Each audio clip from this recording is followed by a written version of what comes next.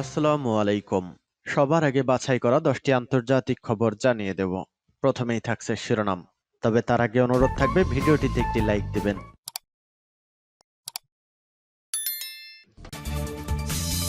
রমজান নাগাদ যুদ্ধবিরতি নিশ্চিত করা কঠিন হবে, বললেন বাইডেন। এদিকে ইউক্রেনে প্রায় 50টি ড্রোন ভূপাতিত করল রাশিয়ার সেনারা। এরপর জানাবো বাইডেন পাগল ও মানসিকভাবে অক্ষম মানুষ, বললেন মেদভেদেব। আরও থাকবে লোহিত সাগরে 15টি ড্রোন ভূপাতিতের দাবি মার্কিন জোটের। এবার মার্কিন সামরিক হেলিকপ্টার বিধ্বস্ত, হতাহত সবাই। আরও জানাবো রমজান মাসে লড়াই বন্ধ রাখবে সুদানের সশস্ত্র বাহিনী। এবং সর্বশেষ জানিয়ে দিব পাকিস্তানের পার্লামেন্টে প্রেসিডেন্ট নির্বাচনে ভোট গ্রহণ শুরু। রমজান নাগাদ যুদ্ধবিরতি নিশ্চিত করা কঠিন হবে, বললেন বাইডেন। মার্কিন প্রেসিডেন্ট জো বাইডেন সতর্ক করে দিয়ে বলেছেন, মুসলমানদের পবিত্র রমজান মাস নাগাদ ইসরায়েল ও হামাসের মধ্যে যুদ্ধবিরতি নিশ্চিত করা কঠিন হবে। দীর্ঘ 5 মাস ধরে চলা এই সংঘাত বন্ধে কোনো চুক্তি রমজান নাগাদ নিশ্চিত করা যাবে কিনা জানতে চাইলে বাইডেন সাংবাদিকদের বলেছেন, এটি কঠিন মনে হচ্ছে। চাঁদ দেখা সাপেক্ষে রবিবার এ মাস শুরু হওয়ার কথা রয়েছে। বাইডেন আরও বলেছেন, রমজান মাস ঘনিয়ে আসার সাথে সাথে ইসরায়েল অধিকৃত পূর্ব জেরুজালেমে সহিংসতার সম্ভাবনা নিয়ে আমি অনেক চিন্তিত। হামাসের সশস্ত্র শাখা তাদের সমর্থকদের পূর্ব জেরুজালেমের আল আকসা মসজিদ প্রাঙ্গণে জড়ো হওয়ার আহ্বান জানিয়েছে। আগের বছরগুলোতে রমজানের সময় এই মসজিদে প্রাঙ্গণে সহিংসতার একটি কেন্দ্রবিন্দু ছিল। তারা আরও বলেছে, হামাসের হাতে আটক বন্দীদের মুক্তি নিশ্চিত করতে গাজা থেকে ইসরায়েলি বাহিনী প্রত্যাহার করে নেওয়ার যে দাবি জানানো হয়েছে সে বিষয়ে এই সংগঠন কোনো আপোষ করবে না। গত 7 অক্টোবর দক্ষিণ ইসরায়েলে ফিলিস্তিনি স্বাধীনতাকামী গ্রুপ হামাসের নজিরবিহীন হামলার মধ্য দিয়ে ইসরায়েল হামাস যুদ্ধের সূত্রপাত হয়।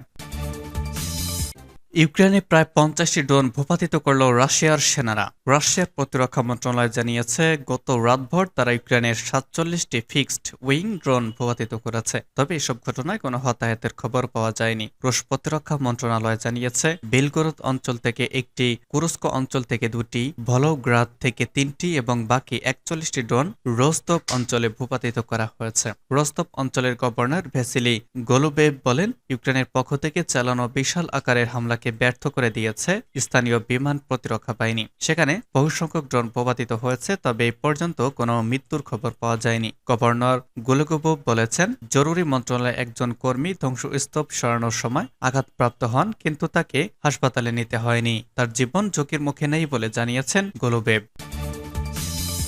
বাইডেন পাগল ও মানসিকভাবে অক্ষম মানুষ, বললেন মেদভেদেব। মার্কিন প্রেসিডেন্ট জো বাইডেনকে মানসিকভাবে অক্ষম, একজন পাগল মানুষ এবং যুক্তরাষ্ট্রের কলঙ্ক বলে অভিহিত করেছেন রাশিয়ার প্রেসিডেন্ট ভ্লাদিমির পুতিনের মিত্র দিমিত্রি মেদভেদেব। এক্সে বাইডেনকে এমন কথা করে মেদভেদেব লিখেছেন, বাইডেনের অধিকার নেই ফ্রাঙ্কলিন ডি রুজভেল্টের সঙ্গে নিজেকে তুলনা করার। যুক্তরাষ্ট্রের কংগ্রেসের সাবেক মার্কিন প্রেসিডেন্টের রুজভেল্টের 1941 সালের এক বক্তৃতা প্রসঙ্গে টেনে বাইডেন তার স্টেট অব দ্য ইউনিয়ন ভাষণ শুরু করেন। সে বক্তৃতায় রুজভেল্ট বলেছিলেন, সোভিয়েত ইউনিয়ন ইতিহাসের এক নজিরবিহীন মোড়ের মুখোমুখি হয়েছে। বাইডেন রুশ প্রেসিডেন্ট পুতিনকে পাগলা কুত্তার বাচ্চা বলে মন্তব্য করার মাত্র 2 সপ্তাহ পরে বৃহস্পতিবারের এই ভাষণে বলেছেন, ইউক্রেনের বিষয়ে তিনি পুতিনের জন্য একটি বার্তা দিতে চান, আর তা হলো আমরা সরে যাব না। স্টেট অব দ্য ইউনিয়ন ভাষণে বাইডেনের এমন কথার প্রতিক্রিয়ায় তার তীব্র সমালোচনা করেছেন রাশিয়ার সাবেক প্রেসিডেন্ট ও পুতিন মিত্র দিমিত্রি মেদভেদেব। এক্সে তিনি লিখেছেন, যদিও রুজভেল্ট হুইল চেয়ারে বসা একজন দুর্বল মানুষ ছিলেন, কিন্তু তিনি আমেরিকাকে মন্দা থেকে বের করে ছিলেন। অন্যদিকে বাইডেন একজন পাগল ও মানসিকভাবে অক্ষম মানুষ।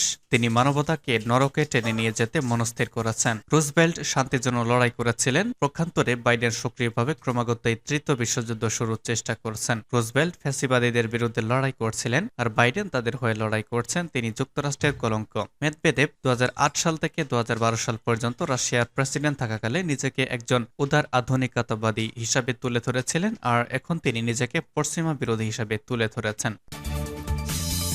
লোহিত সাগরে 15টি ড্রোন ভূপাতিতের দাবি মার্কিন জোটের। লোহিত সাগরে একের পর এক জাহাজে হামলা চালিয়ে আসছে ইয়েমেনের বিদ্রোহী গোষ্ঠী হুতিরা। গাজায় ইসরায়েলি হামলার জবাবে ফিলিস্তিনের পক্ষ নিয়ে তারা এসব জাহাজে হামলা চালিয়ে আসছে। দেশটির বিদ্রোহীদের কাছে নাজেহাল হয়ে পড়েছে পশ্চিমা বিশ্ব। তারা হুতিদের রুখতে একটি জোট গঠন করেছে। জোটটি লোহিত সাগরে 15টি ড্রোন ভূপাতিতের দাবি করেছে। আজ আল জাজিরার এক প্রতিবেদনে তথ্য জানানো হয়েছে। প্রতিবেদনে বলা হয়েছে, যুক্তরাষ্ট্রের নৌবাহিনীর জাহাজ ও বিমান ইয়েমেনের বিদ্রোহী গোষ্ঠী হুতিদের ছোড়া 15টি ড্রোন ভূপাতিত করেছে। লোহিত সাগরের এলাকা থেকে এসব ড্রোন ভূপাতিত করা হয়েছে। মার্কিন সামরিক বাহিনীর সেন্ট্রাল কমান্ড সেন্টকম আজ জানিয়েছে, মার্কিন নৌজোট লোহিত সাগর ও ইডেন উপসাগরে হুতিদের বড় হামলার জবাব দিয়েছে। স্থানীয় সময় ভোর 4টা থেকে 6:30টার মধ্যে এসব হামলা চালানো হয়েছে বলেও জানিয়েছেন তারা। সামাজিক যোগাযোগ মাধ্যম এক্স এক পোস্টে সেন্টকম জানিয়েছে, এসব ড্রোন বাণিজ্যিক জাহাজ, মার্কিন নৌবাহিনী এবং এই অঞ্চলে গঠিত তাদের জোটের জন্য আসন্ন হুমকির কারণ ছিল। সেন্টকম আরও জানায়, নৌপথে চলাচলের স্বাধীনতা এবং আন্তর্জাতিক সমুদ্র সীমার নিরাপত্তা নিশ্চিত করতে এই পদক্ষেপ নেওয়া হয়েছে। এদিকে হুতিদের সামরিক মুখপাত্র ইয়াহিয়া সারি বলেছেন, আজ তারা 2টি সামরিক অভিযান চালিয়েছে। এর মধ্যে ইডেন উপসাগরে মার্কিন বাল্ক ক্যারিয়ার প্রোপেল ফরচুনকে একটি অভিযানে নিশানা করা হয়েছে। তিনি বলেন, দ্বিতীয় অভিযানে লোহিত সাগর ও ইডেন উপসাগরে বেশ কয়েকটি মার্কিন সামরিক ডেস্ট্রয়ারকে নিশানা করা হয়েছে। এগুলোকে লক্ষ্য করে 37টি ড্রোন হামলা চালানো হয়েছে বলেও জানান তিনি। মূলত গত অক্টোবরে গাজা যুদ্ধ শুরু হলে হামাসের প্রতি সমর্থন জানায় হুতি বিদ্রোহীরা। তাদের সমর্থনের অংশ হিসেবে নভেম্বর থেকে ইডেন উপসাগর ও লোহিত সাগরে ইসরায়েলগামী ও ইসরায়েল সংশ্লিষ্ট বিভিন্ন জাহাজে হামলা করে আসছে তারা। এরপর এই তালিকায় যুক্তরাষ্ট্র ও যুক্তরাজ্যের হাজারের নাম যুক্ত করেছে ইরানপন্থী গোষ্ঠীটি তাদের জাহাজের নাম অন্তর্ভুক্ত করেছে। তাদের হামলার ভয়ে বেশিরভাগ জাহাজ কোম্পানি গুরুত্বপূর্ণ এই 2 নৌপথ এড়িয়ে গন্তব্যে পাড়ি দিচ্ছে। এতে পরিবহন ব্যয় বেড়ে যাওয়ায় বড় ধরনের ক্ষতির মুখে পড়েছে পশ্চিমারা। লোহিত সাগরে হামলা ঠেকাতে হুতিদের নিশানা করে যৌথ অভিযান পরিচালনা করেছে মার্কিন ও ব্রিটিশ বাহিনী। যৌথ অভিযান ছাড়াও প্রায় প্রতিদিন হুতিদের বিভিন্ন স্থাপনায় হামলা করে আসছে যুক্তরাষ্ট্র। তবে এত হামলা করেও এখনও হুতিদের থামাতে পারছে না পশ্চিমারা।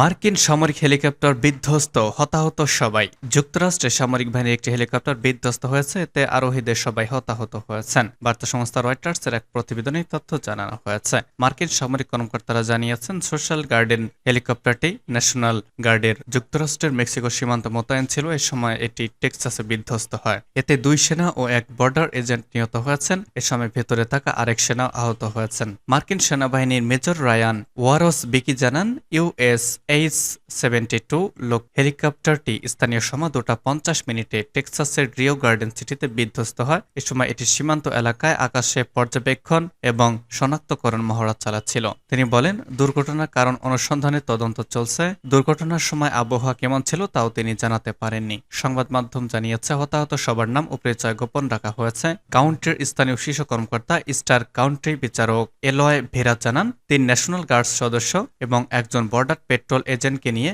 হেলিকপ্টারটি বিধ্বস্ত হয়েছে। এই ঘটনায় 3 জন নিহত হয়েছেন। এছাড়া হেলিকপ্টারে থাকা অপর এক সেনার অবস্থা গুরুতর। বোর্ডে থাকা 4 জনের মধ্যে 3 জন পুরুষ ও 1 জন নারী।